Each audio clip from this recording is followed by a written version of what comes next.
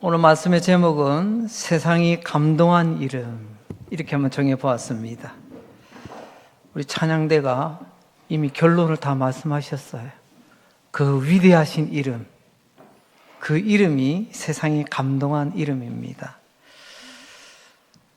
먼저 찐빵 안에 팥소가 없으면 찐빵이라고 부를 수가 없겠지요. 우리는 그리스도인이라고 부릅니다. 때로는 크리스천이라고 부르기도 하죠.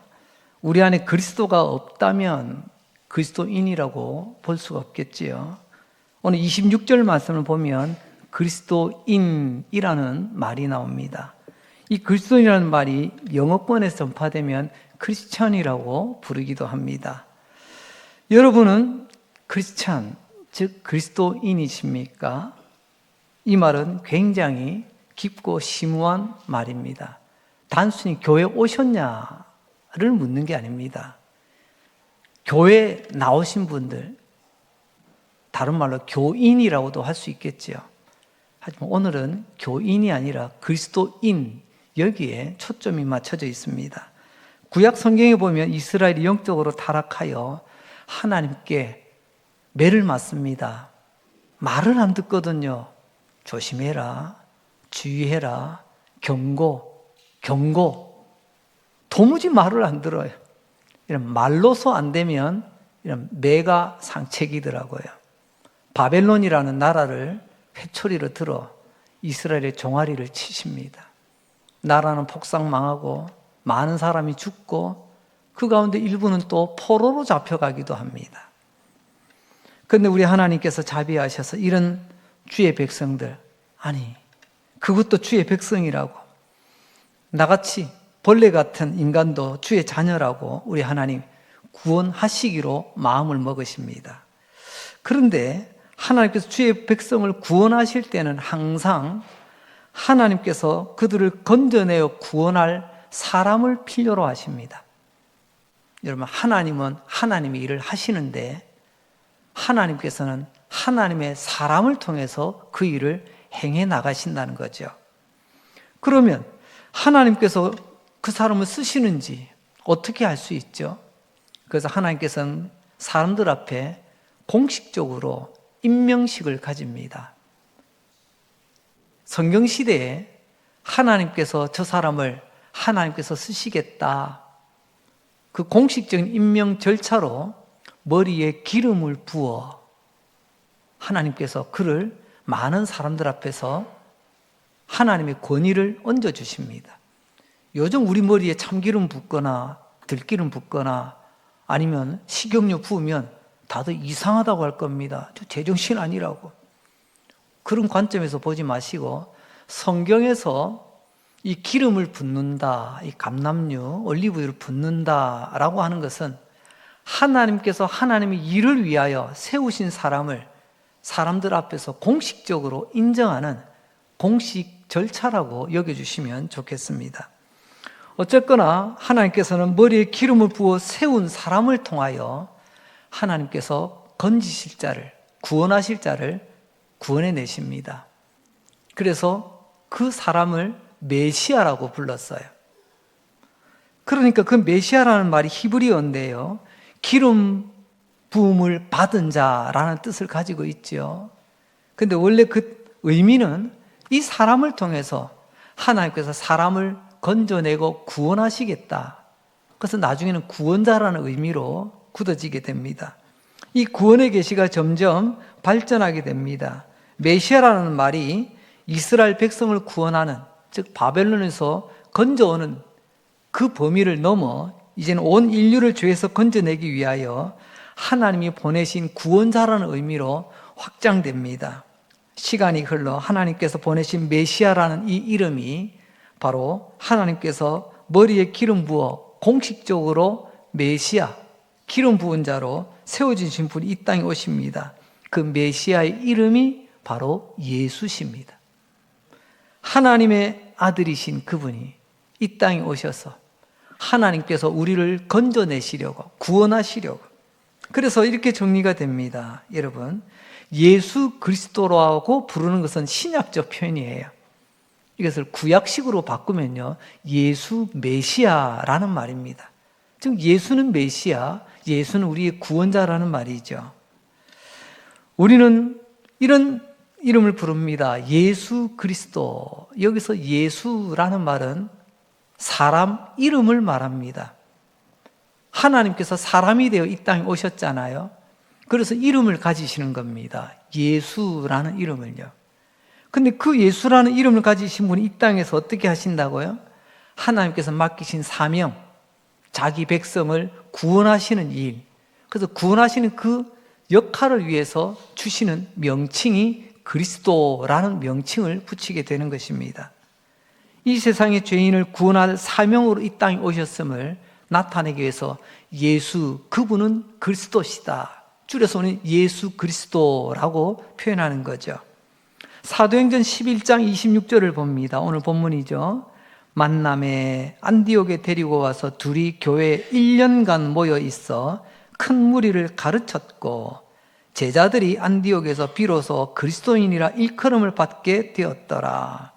바나바와 바울이 안디옥 교회의 성경 교사가 되어 1년을 가르칩니다. 몇 년 가르쳤다고요? 1년 가르쳤는데 여러분 어떤 결과가 나왔을까요?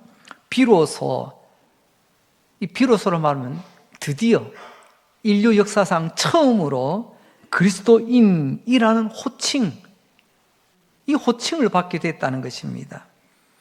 그리스도라는 말 앞에서 말씀드린 것처럼 참 위대하고 거룩한 이름입니다. 그런데 여러분, 그리스도인이라고 하는 사람이 표시되는 이 표식이 달라붙습니다. 어떻게 안디옥 시민들에게 안디옥 교회가 그리스도인이라고 하는 이 영광스러운 이름을 가지게 되었을까요? 그것도 1년 성경 공부하고 말입니다. 여러분은 교회 몇 년 다니셨죠? 신앙생활 몇 년 하셨나요? 안디옥 교회 딱 1년입니다. 그랬는데 어떤 분은 그랬을 겁니다. 요즘도 뭐 돈 주면 신문에 광고도 실는데요. 그렇습니다. 돈 주면요, 신문사는요, 한 면도 내주더라고요. 그래서 가끔 보면 엉뚱한 나쁜 생각 가지고 우리를 현혹하는 사기꾼들이나 뭐 그런 사람들 보면 보라고, 이 신문에 이 물건이 나와 있다고, 이 사람 소개되고 있다고. 우리는 대뜸 신문에 나왔네, 믿을만 하네 라고 하는데 위에 잘 보세요. 광고라고 붙어 있는 것을 살짝 가립니다. 신문에 나온 건 맞아. 절반의 진실이죠. 하지만 이것은 돈 주고 산 내용인데 그건 말하지 않는 것처럼 안디옥 교회가 우리 교회 좀 알립시다 해서 돈 주고 이 안디옥 지역 신문에다가 광고 낸 것 절대로 아닙니다. 안디옥에서 믿지 않는 사람들이, 믿는 사람은 안디옥 교회를 출석하겠지요. 안디옥 교회 믿지 않는 사람들이 왜 안디옥 교회를 그리스도인이라고 하는 이런 소중한 이름을 부르게 됐을까요? 그것은 다름이 아니라 그들이 안디옥 교회 성도들의 모습을 지켜보았다는 것입니다. 그리고 그들 지켜본 결과 저 사람들은 그리스도인이야 라고 부르게 되었다는 것입니다. 여러분, 그리스도인이라는 말이 헬라어로 크리스티아노스라고 부릅니다. 크리스티아노스, 무슨 공룡 이름도 아니고 말입니다. 이게 헬라어라서 그렇습니다. 우리는 나중에 크리스토라고 우리가 부르기도 하는데 이 의미는 첫 번째로 그리스도에게 소속된 사람이다. 이게 가장 기본입니다. 그리스도께 소속이 된 사람. 조금 쉽게 말하자면요, 그 사람 안에 그리스도가 있는 사람, 그 사람을 그리스도인이라고 부릅니다. 여러분, 찐빵 안에 팥소가 없으면 찐빵이라고 하나요? 내 안에 그리스도가 없는데 우리가 그리스도인이라고 주장할 수 있나요? 그리스도가 있어야 그리스도인입니다. 그리스도가 있어야 그리스도인이 되고 그 그리스도가 그 안에 있으므로 예수 닮는 그런 삶을 살아가게 되는 거죠. 안디옥에 믿지 않는 사람들이 바로 그 모습을 보고 안디옥 교회 성도들을 그리스도인이라고 부르기 시작했다는 겁니다. 그럼 두 번째로 도대체 안디옥 교회는 어떤 행실을 보였길래, 다시 말하면 어떤 삶을 살았길래 불신자가 그리스도인, 저 사람 안에 그리스도가 있어 라는 말을 하게 됐을까요? 사도행전 2장 47절을 봅니다.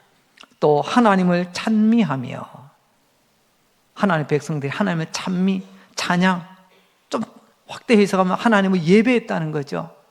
하나님을 바르게 예배하는, 하나님을 바르게 찬양하는 사람들, 그들이 또 온 백성에게 칭송을 받습니다.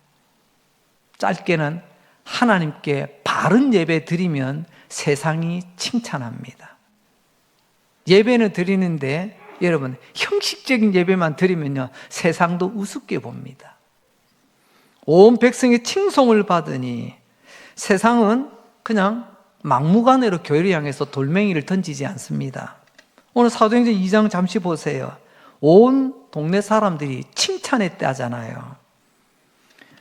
세상이 왜 교회를 칭찬했을까요? 미운데 에이, 칭찬 한마디 해주지 뭐, 이런 건 아닐 겁니다.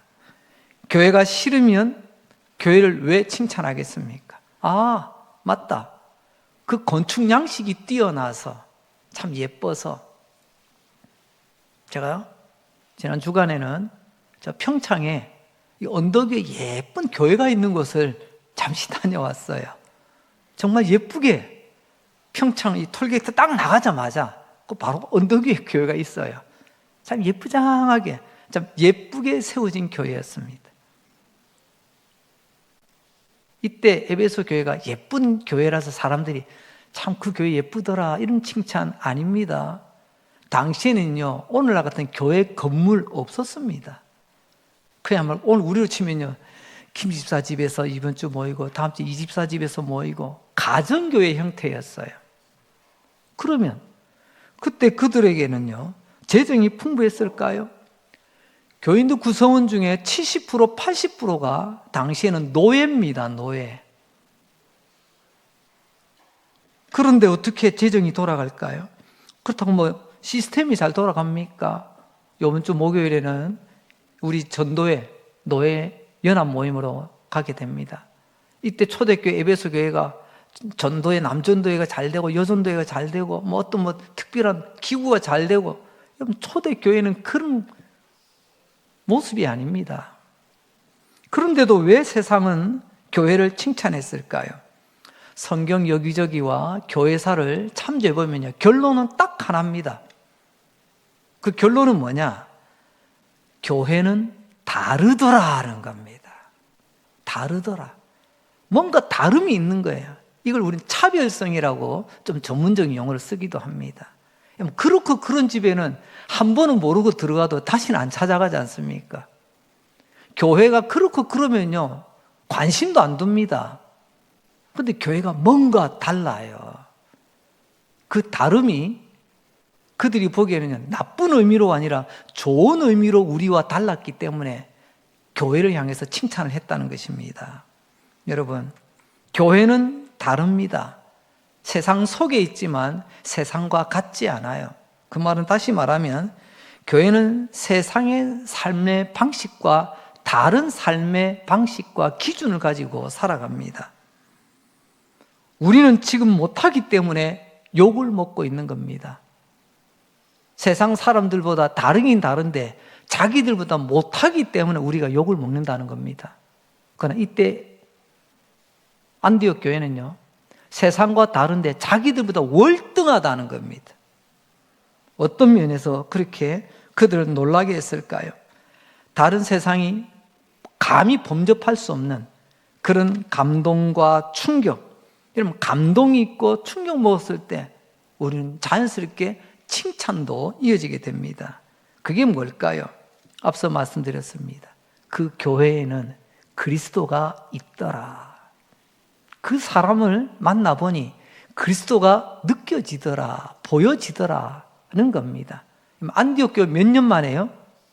앞에서 했잖아요. 1년 하나님 말씀 배우고 살았는데 얼마나 하나님의 말씀을 잘 받아들이고 받아들인 말씀을 살아내었던지, 1년 만에 안디옥 교회가 동네에서 칭찬받는 교회가 되었습니다. 여러분, 교회가 어떻습니까? 학벌이 좋은가요? 아니죠. 교회는 이런 사람 저런 사람이 다 모여 있습니다. 그런데 칭찬받았어요. 몇 가지 증거를 찾아보려고 합니다. 첫 번째 증거는 안디옥 교회 가만히 보니 참 깨끗하게 살더라, 거룩하게 살더라는 것입니다. 여러분, 교회 다니기 때문에 칭찬받은 게 아닙니다. 교회 다니는 사람의 삶을 보니, 생활을 보니, 우리 흔히 하는 말로 그 사람의 언행심사, 일거수일투족을 보니 우리와 다르더라. 그게 좋은 의미로 다르더라는 겁니다. 그래서 저들은 우리보다 깨끗하게 살더라. 청소기 좋아서 하는 게 아니고요. 삶의 내용이 너무 깨끗해. 너무나도 구별돼. 당시 1세기 로마 사회에는요, 방탕과 쾌락이 일반 사회 분위기였습니다. 요즘 우리가 방탕과 쾌락하면 왠지 좀 남들에게 들키고 싶지 않은 부끄러운 모습이 됩니다. 그래서 가급적이면 방탕해도 안 되고 쾌락을 추구해서도 안 되겠지만, 만약에 방탕과 쾌락을 찾게 된다면요, 사람들이 눈을 피할 겁니다. 조용히 남 모르게 숨겨서 할 겁니다. 하지만 이때 로마 시대에는 오히려 이게 자랑거리가 돼요. 드러내놓고. 그게 사회 분위기였습니다. 한 예로 로마의 로마 신화, 아마 들어보셨을 겁니다. 아마 관심과 읽어보신 분들도 계실 거예요. 신화라고 하는 것은 그 시대에 사람들이 가지고 있는 가치관과 삶의 다양한 이 뿌리가 담겨져 있습니다. 그래서 신화를 보면 재미있는 이야기로 끝나지 않고 그 민족, 그 공동체를 이해하는 데 많은 도움이 되는 거죠. 그런데 여러분, 그 신화, 사실은 알고 보면 그들이 단독으로 만들어낸 신화가 아니라 사실은 그리스 신화를 뺏긴 거예요. 그들이 힘으로, 군사력으로 그리스를 이겨서 그들이 승자가 되었지만 아쉽게도 그들에는 문화의 뿌리가 없습니다. 근데 가만히 보니까 그리스는 우리가 잘 알지 않습니까? 그 신화, 철학, 이게 연연히 뿌리 내리고 있거든요. 보니까 그들에게는 신화가 있는데, 야, 우리는 아무것도 아니네, 뿌리가 없네. 그래서 그들의 그리스 신화를 바탕으로 해서 그들이 로마 신화를 또 만들어냅니다. 그리스 신화에서 최고의 신이 나옵니다. 최고의 신이 뭐죠? 제우스 신. 잘 아시네요. 로마 신화에 가면 최고의 신은 뭘까요? 그리스에 제우스가 있다면 로마에는 주피터가 있습니다. 이름만 바뀌었지 사실 의미는 똑같아요. 로마식으로 그들이 또 각색을 한 겁니다. 그런데 여러분, 최고의 신입니다. 그 최고의 신이라는 것은 우리가 소망한다는 거죠. 우리가 닮기 원한다는 거겠죠. 그런데 알다시피 그리스 신화에 나오는 신들이 어떻습니까? 여러분, 엉망입니다. 난잡하기 그지없습니다. 신들이 자기 마음대로 이것을 그대로 신화가 담고 있는데 그때 사람들의 삶이 그랬다는 겁니다. 신들도 이런데 우리는 뭐 별건가? 그러면서 그들의 난잡한 생활, 방탕한 생활을 합리화시켜버린 거죠. 그러나 여러분, 우리가 믿는 하나님은 거룩하신 분이십니다. 거룩하다는 게 뭐죠? 더러운 것을 싫어하십니다. 하나님은 반듯하십니다. 내가 거룩하니 너희도 거룩하여라. 고린도후서 7장 1절 이렇게 말씀하고 계십니다. 그런즉 사랑하는 자들아, 이 약속을 가진 우리는 하나님을 두려워하는 가운데 거룩함을 온전히 이루어 육과 영의 모든 온갖 더러운 것에서 자신을 깨끗하게 하자. 초대교회, 에베소 교회로부터 초대교회, 공통분모가 바로 하나님을 두려워하는 가운데 거룩함을 지켜나갔다는 것입니다. 이 말은 달리 말하자면 하나님을 두려워할 줄 아는 사람은 생활이 방탕하지 않습니다. 생활이 더럽지 않아요. 하나님을 두려워하는 사람은 거룩함을 추구합니다. 그것이 우리의 몸도, 우리의 영혼도, 우리의 일상의 생활도, 그래서 거룩함이 드러나는 거죠. 이런 차별성을 당시 안디옥 교회 바라보던 안디옥에 믿지 않는 사람들이 보았다는 것입니다. 우리는 온갖 더러운 세상 속에서 쾌락이 최고의 행복이라고 여기며 살았는데, 하지만 똑같은 하늘 아래 살아간 저 사람들은 삶의 가치가 달라. 근데 그게 조롱거리가 되지 못하고 그들에게는 부러움이 됐다는 겁니다. 그리고 그들을 칭찬하기 시작했다는 거죠. 왜요? 한마디로 말하면 그들 안에 그리스도가 있기 때문에, 그리스도가 있는 자로서 생각하고, 그리스도가 있는 자로서 말하고, 그리스도가 함께하는 자로서 삶의 발걸음을 옮겼기 때문에 그렇습니다. 교회사를 보게 되면 주후 313년에 기독교가 국교로, 나라의 종교로 공인될 때까지 로마의 관리들은 드러내놓고 예수 믿는다고 표를 내지 못했습니다. 쉽지 않아요. 하지만 그들이 내 아내를 구할 때, 부인을 찾을 때, 내 자녀, 내 아이, 내 아들의 이 부인, 며느리를 구할 때는요, 로마 사회는 그런 기준이 있었답니다. 적어도 내가 결혼한다면, 연애는 이 사람 저 사람도 하지만 결혼할 때에는 그리스도인 중에서 택하리라. 내가 내 아들을 위해서 며느리를 고른다면 나는 로마 시민들이 아니라 비록 노예처럼 살아가지만 그리스도인 처녀 중에서 내 아들의 짝을 맺어두리라. 왜요? 여자 잘못 들어와서 집안 폭삭 말아먹는 경우 많잖아요. 옛날도 마찬가지인 것 같습니다. 그래서 이 세상에 정말 닳고 달아버린 사람들이 아니라 가만히 지켜보니 참 삶이 깨끗하더라, 정결하더라, 그들이 믿는 신앙대로 살더라, 이걸 높이 샀던 거죠. 우리가 이 시대에 살아내야 될 바로 그리스도인의 참모습이 아닐까요? 그리고 두 번째 증거로는 교회가 서로 하나 되었다는 것입니다. 이게 탁월했습니다. 왜냐하면 1세기 그 시대의 당시만 하더라도요, 로마는 로마 시민, 노예, 그들 안에서도 계급 층층이 나눠져 있었습니다. 교회는요, 교회도 사회적으로는 여러 가지 많은 계급들을 가지고 사회적인 어떤 그런 지위가 다른 사람들이 모여 있었습니다. 교회에는 부한 자도 있었고 상대적으로 가난한 자도 있었습니다. 여러분 오해가 없으시기 바랍니다. 간혹 성경처럼 말하면서 하나님은 가난한 자의 하나님, 마치 부자가 되면 하늘에서 벼락 맞는 것처럼 이상하게 성경을 왜곡하는 사람들이 있어요. 여러분 성경은 부자의 하나님도 되시고 가난한 자의 하나님도 되십니다. 위로는 왕의 하나님도 되시고 아래는 거지의 하나님도 되십니다. 많고 적음, 부하고 가난한 게 중요한 게 아니에요. 우리가 어떤 형편에 있든지 하나님을 나의 주인으로 섬기고 사느냐, 하나님 그게 더 중요한 겁니다. 그런데 우리는 조금 머리가 조금 남들보다 똑똑한 척하면서 하나님 한쪽으로 몰아가는 경향이 있습니다. 균형을 잡으시기 바랍니다. 초대교회는 가난한 자만 있은 게 아닙니다. 가난한 자도 있었고요, 부유한 자도 있었어요. 여러분 초대교회가 태동될 때 마가의 다락방에 몇 명이 모여 있었죠?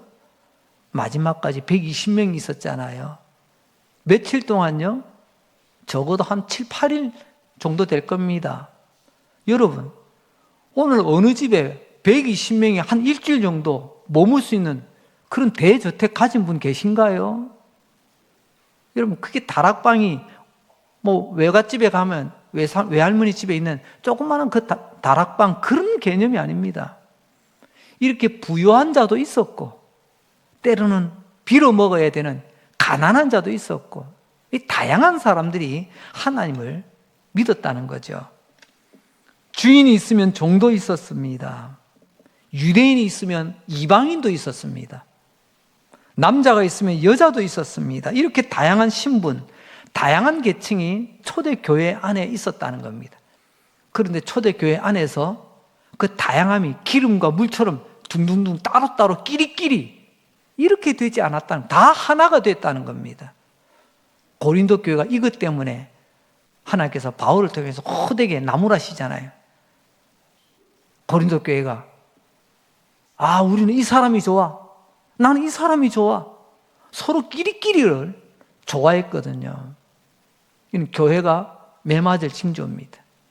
그런데 안디옥 교회는요, 놀랍게도 우리는 끼리끼리 노는데 부자는 부자끼리 놀고 배운 사람끼리 놀고 권력이 있는 사람끼리 놀고 남자는 남자끼리 여자는 여자끼리 그야말로 끼리끼리 그렇게 하는데 교회는 보니까 이상하게 그들이 하나로 어우러지더라는 겁니다.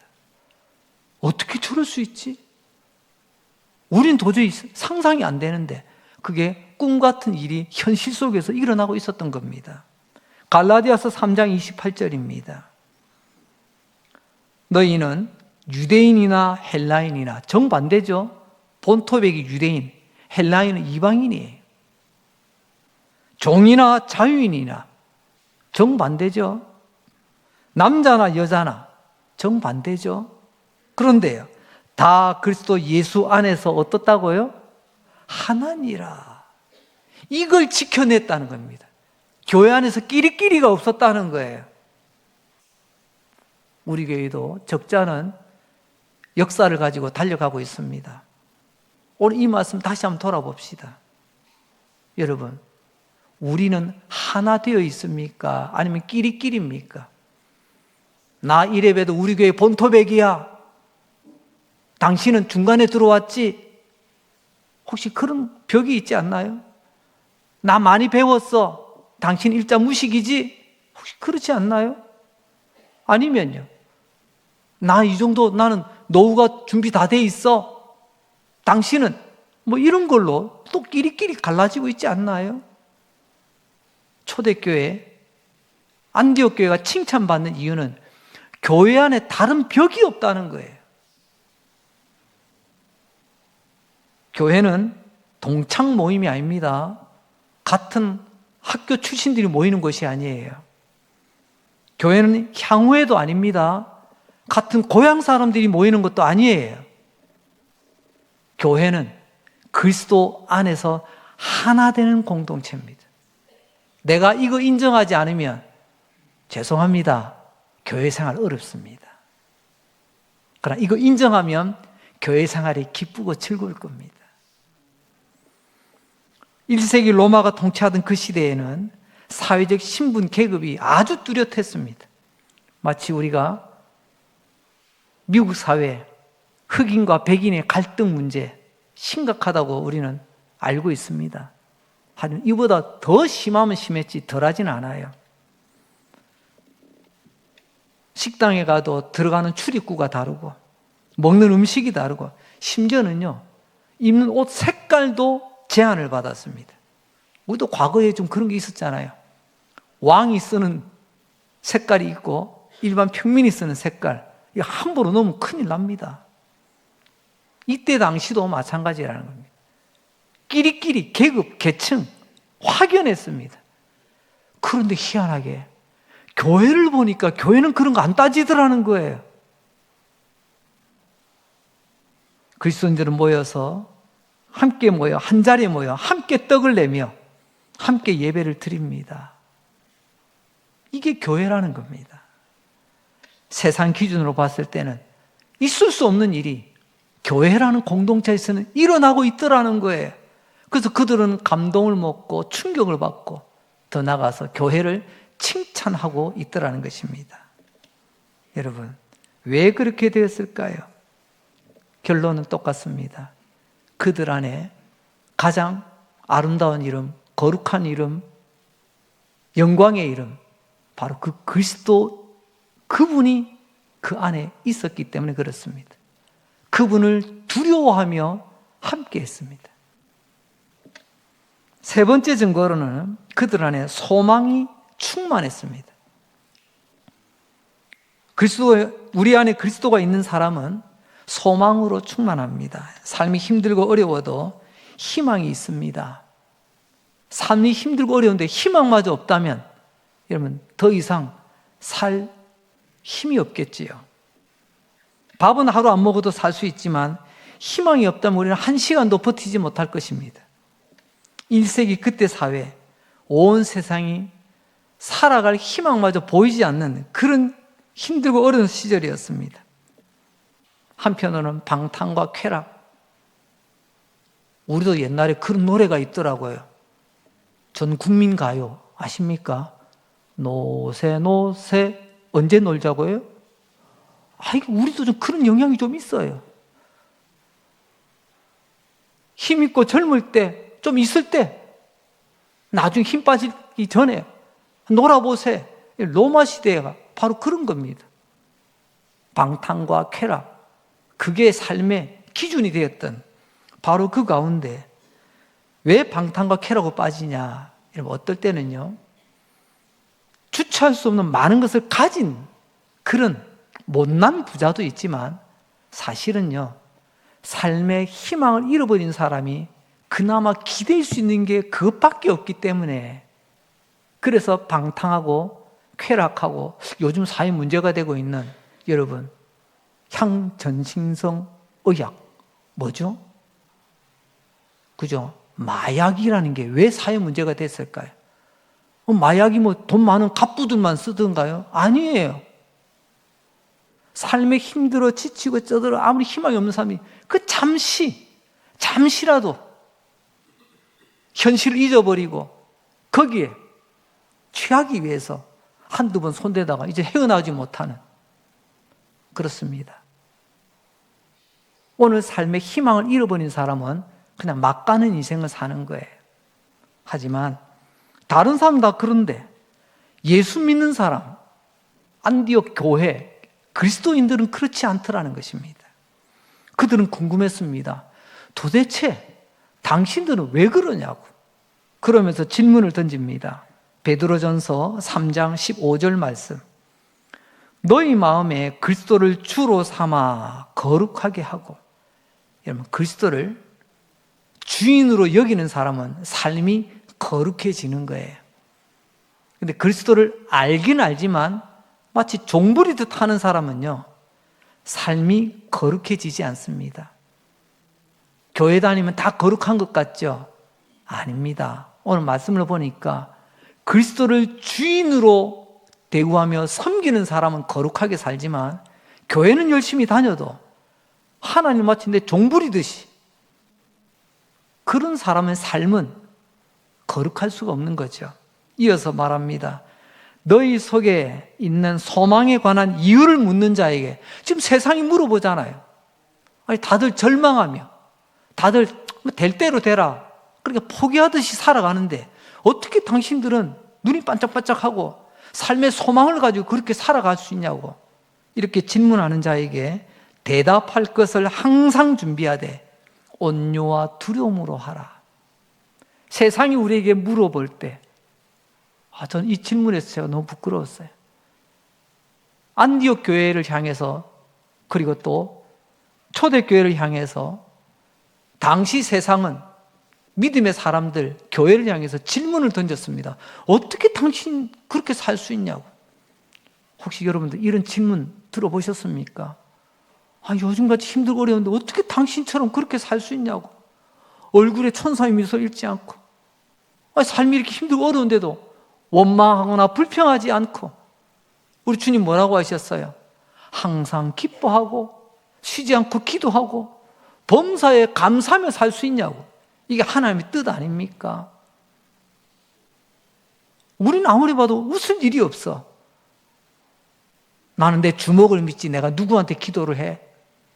그건 늘 기도하고. 감사가 뭐야? 당연한 거지. 근데 당신들은 기뻐하고 기도하고 감사하는 모습, 도대체 왜 그럽니까? 이런 질문을 여러분 받은 적이 없다면 여러분 오늘 옷을 찢고 가슴을 찢는 심정으로 하나님 앞에 회개해야 될 줄로 믿습니다. 도대체 내가 어떻게 살았길래 내 주변에 있는 사람들이 내 안에 있는 이 귀한 소망에 관한 이유에 대해서 물어보는 사람이 없습니까? 근데 오늘 초대교회는 그랬다는 거예요. 오늘 우리가 이 모습을 본받아갈 수 있기를 바랍니다. 이게 제대로 된 그리스도인이고 이런 사람들이 모인 곳이 제대로 된 교회, 우리 장로님 표현하는 것처럼 건강한 교회가 되는 거예요. 그래서 교회는 원망하고 교만하고 불평하고 인색한 사람들이 한둘이 머리를 들기 시작하면 교회는 다 같이 괴로운 거예요. 그러나 기뻐하고 기도하고 감사하는 사람들이 함께 있으면 우리도 기쁘고 즐겁고 행복하지만 우리를 바라보는 세상이 궁금해 미칠 지경이에요. 이제 세 번째 주제입니다. 좀 더 깊이 들어가 볼까요? 세상이 교회에게 소망을 물었던 진짜 이유가 뭘까요? 그것은 첫 번째로 그 당시가 세속주의로 쩌들어 있기 때문에 그렇습니다. 세속주의가 뭐죠? 지금 이대로가 좋다는 겁니다. 여기가 끝이에요. 내일이 없어요. 하루살이처럼. 제가 가끔 그런 비유를 쓰죠.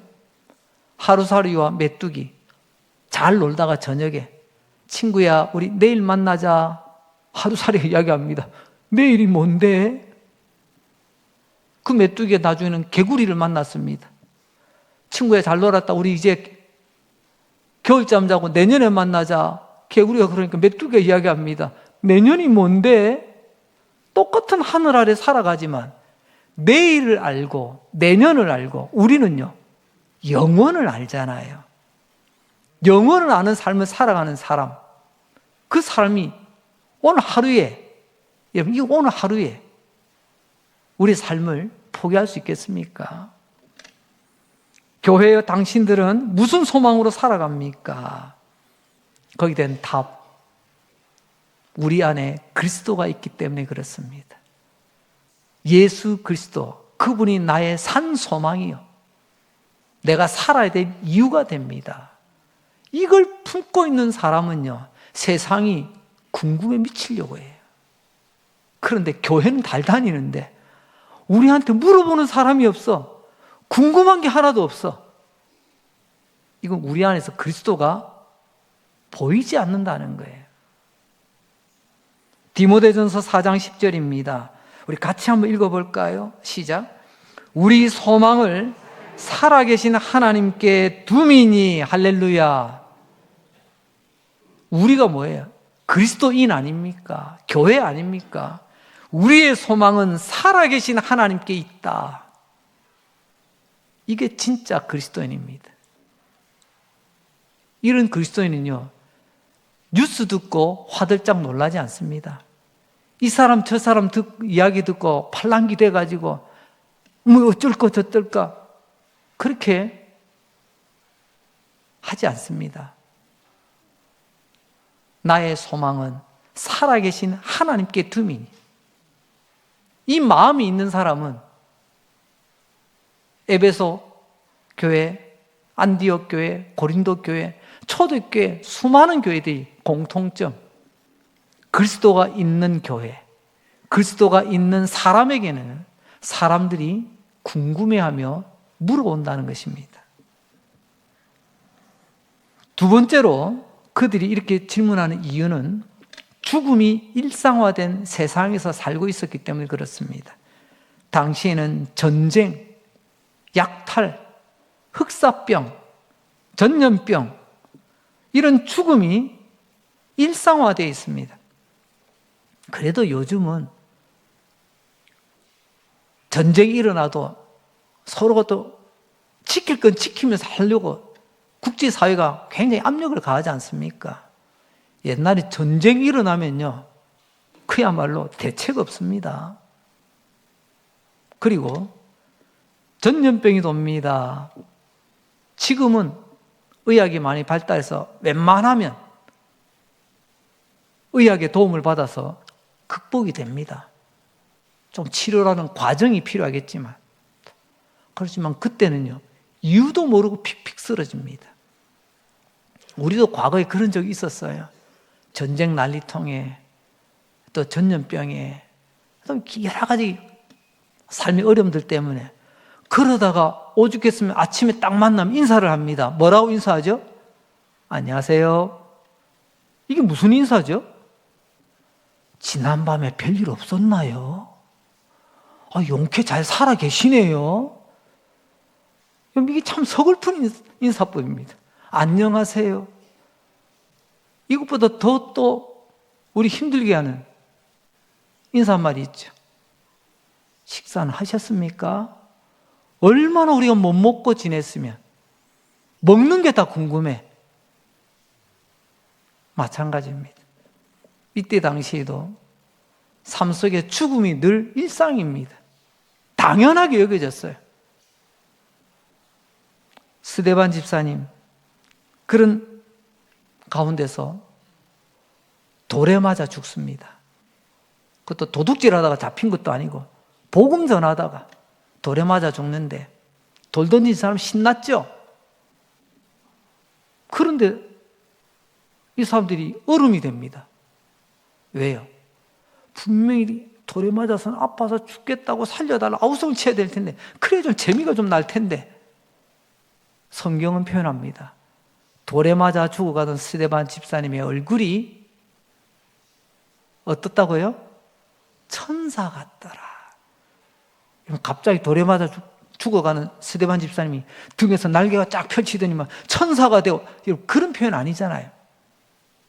죽음을 당하면 지금 쓰러져가는 고통 중에 있는데도 그의 얼굴은 죽음을 피하지 않고 오히려 죽음을 담대히 맞이하는, 그것을 천사와 같더라라고 표현한 거 아닐까요?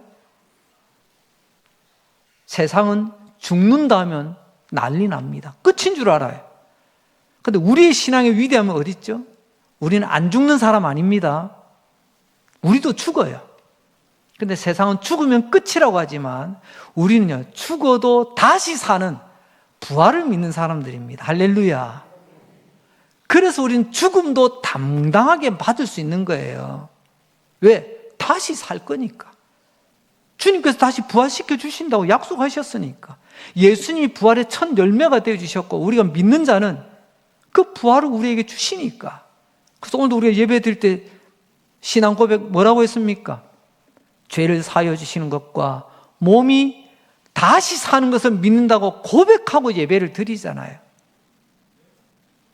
그래서 우리는 죽음을 인정하지만 죽음을 두려워하지는 않습니다. 이게 세상 사람들이 깜짝 놀랄 일이에요. 우리는 죽으면 끝인 줄 아는데. 말씀을 정리하겠습니다. 가장 귀한 이름, 놀라운 이름, 영광의 이름, 그 존귀한 이름, 그분이 이 땅에 오셨습니다. 그리고 그분을 믿는 자는 그분이 함께 하시겠다고 약속하십니다. 세상은 그런 사람을 보았다네요. 그건 2000년 전에 그곳에서 말입니다. 이봐.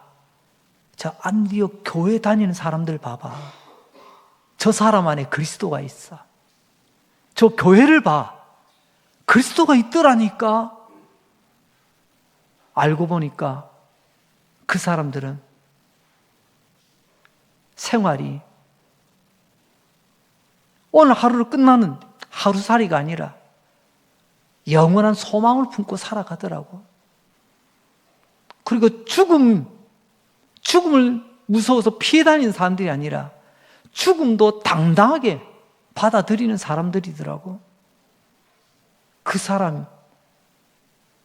사람들이 바로 그리스도를 따라가는 사람, 그리스도를 닮은 사람, 그리스도께 속한 사람, 그 안에 그리스도가 있는 사람, 우리 그 사람들 그리스도인이라 부르자.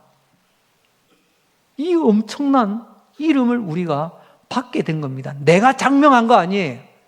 교회가 결정한 거 아니에요. 세상이 그렇게 불러줬다니까요. 그때 그 영광스러운 이름을 오늘 우리도 되찾았으면 좋겠습니다. 우리를 보고 그리스도인이군요. 강릉제일교회 그리스도와 함께 하시는군요. 이 칭찬과 함께 주님 오시는 그날까지 교인은 교인으로서, 교회는 교회로서 하나님께 맡긴 사명 잘했다 칭찬받는 우리 모두가 될 수 있기를 주의 이름으로 축복합니다.